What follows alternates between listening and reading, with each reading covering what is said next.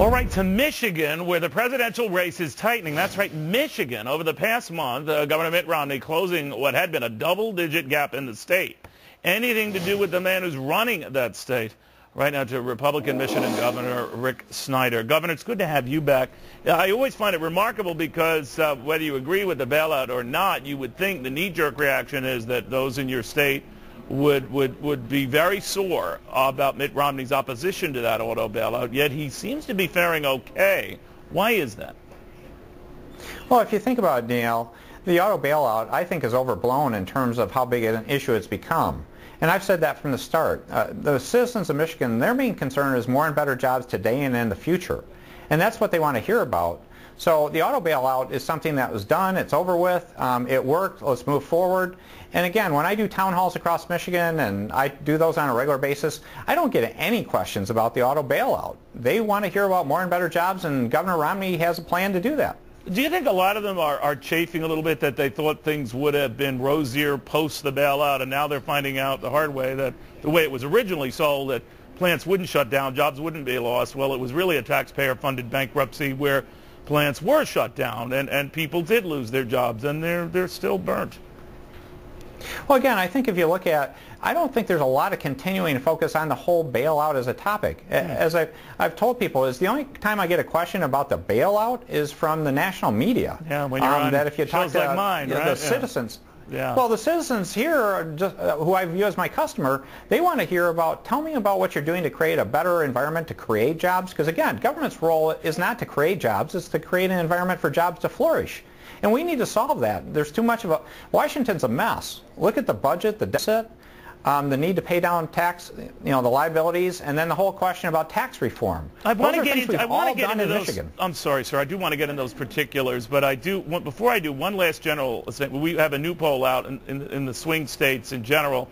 Mitt Romney does appear to be gaining ground. This impact, whatever happened in the first debate, has grown. It hasn't shrunk. He's extended that lead to 5 points versus the president. The particulars of Michigan don't hit me right now. But what do you think is going on, and whether this is a delayed impact, continued impact from the first debate, or frustration with the president? What is it? Well, I think it's actually the debate made a major difference in terms of kind of swinging momentum. And that's had a lot of positive impact for Governor Romney and the whole campaign. The other one is I think there's more focus now on talking about his program and looking towards the future. Because the question isn't looking back in history and time all the time, but really looking forward to say, what's the solution to these serious problems we have in Washington? And how do we move forward? And I think he's becoming more and more outspoken about those issues. Now, you've also tried to say, I'm not going to be unilateral about this. I want you, the voters here in my state, to go along with me, to help me out to make some of these changes. One is a proposal to amend the Constitution regarding collective bargaining, which some have interpreted to be a kinder, gentler approach from, let's say, Wisconsin, where critics of Governor Scott Walker say he rammed it down people's throats. He would argue with that. But what is this all about? Well, it's an effort by organized labor to really take us back in time, unfortunately. It talks about collective bargaining, but I believe in collective bargaining. I've done it twice successfully with state employees. There's protection in law already for collective bargaining. This could be devastating for Michigan in the way I view it, because if you step back and look at it, it could wipe out upwards of 170 different laws that have been passed both from the time I've been in office, but going back decades. And so if those laws were wiped off the books, you're going to have a huge issue of litigation on many of those laws. It would have to go through bargaining again in some fashion. And I think you could see huge cost increases to taxpayers. They could range north of $1 billion a year of additional cost if this proposal was to pass.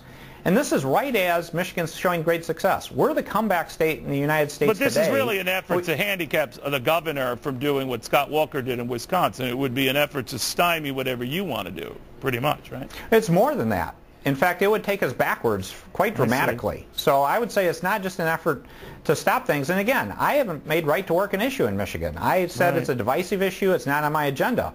Labor's the one that's pushing forward with this proposal, and I wish they hadn't, because again, we're showing great progress here in Michigan, and we can't afford to go backwards. There is another one that caught my eye, Governor, this proposal to amend the state constitution to limit new taxes by the state government. Your thoughts on that and its prospects? Well, that's just really bad public policy, the way this proposal is worded. It's about a two-thirds vote to any increase in rate or base for taxes in our state. And while on the face that sounds appealing, to get two-thirds quite often can leave small minorities in charge. And the great illustration is we had the dumbest tax in the United States, the Michigan business tax here in Michigan. It was a job killer. And we got rid of that, but we replaced it with a 6% flat net income tax for corporations. That didn't pass by a two-thirds vote. So if this proposal would have been in place, we would continue to have a job-killing dumb tax in place. By having a regular majority, we are able to do massive tax reform very much in the positive and create jobs. And so I hope people just step back and look at that to say, it may sound appealing, but it's really bad policy to implement. So Grover Norquist might like this, but you do not. Well, again, I don't know why anyone would like it if you really look at it. To give essentially minority control, it really is helping special interests keep buying special interest things instead of the best interest of people is what this proposal would do. Governor Snyder, thank you. It's always good seeing you. Great to see you.